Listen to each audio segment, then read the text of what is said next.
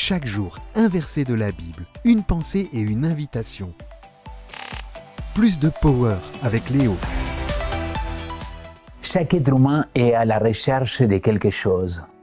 Nous sommes tous en quête. Cependant, la question que je voudrais te poser aujourd'hui est la suivante. Où est la priorité dans cette quête? Je ne dis pas que chercher à avoir une compagne, un compagnon, obtenir un bon poste de travail ou un salaire conséquent est mauvais. Mais est-ce là la priorité dans ta vie? Jésus a dit, cherchez d'abord le royaume de Dieu et tout le reste vous sera donné par-dessus. Autrement dit, il ne dit pas que chercher le reste est mal. Ce qu'il souligne est l'importance de mettre la priorité dans le bon ordre. Alors, j'aimerais te poser une question. Es-tu comblé? Paul a écrit aux Colossiens, et vous êtes comblés en lui, qui est la tête de tout principat et de toute autorité.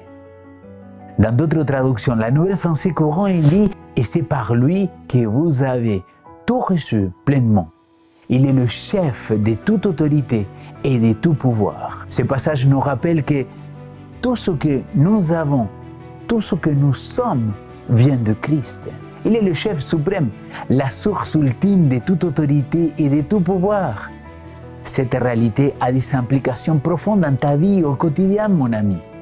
Nous sommes invités à vivre en accord avec cette vérité, à laisser la puissance de Christ modeler notre caractère. Et oui, c'est bien de cela que je veux te parler, de notre caractère, car il me semble qu'il y a quelque chose d'essentiel dans nos vies, qui est une véritable quête, c'est modeler notre caractère.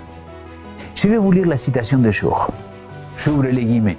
Vous ne pouvez pas entrer dans le ciel avec un caractère marqué par l'imperfection ou la difformité. C'est dans cette vie de mise à l'épreuve que vous vous préparez pour le ciel. Si vous souhaitez pénétrer dans la demeure des justes, quand le Christ reviendra, vous devez ressentir les profonds mouvements de l'esprit afin de posséder une expérience individuelle et d'être parfait en lui qui est la plénitude de la divinité. Par la puissance de la justice de Christ, nous sommes invités à rompre avec le péché. Une communion vivante de l'âme avec son Rédempteur doit s'établir. Je ferme les guillemets.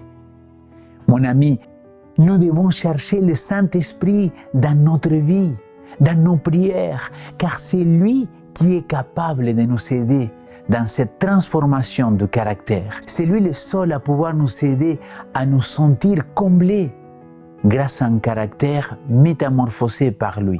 Aujourd'hui, je t'invite à demander à Papa du ciel de pardonner tes erreurs et prie pour qu'à travers la grâce de Christ, tu puisses être capable de vaincre tout défaut de ton caractère.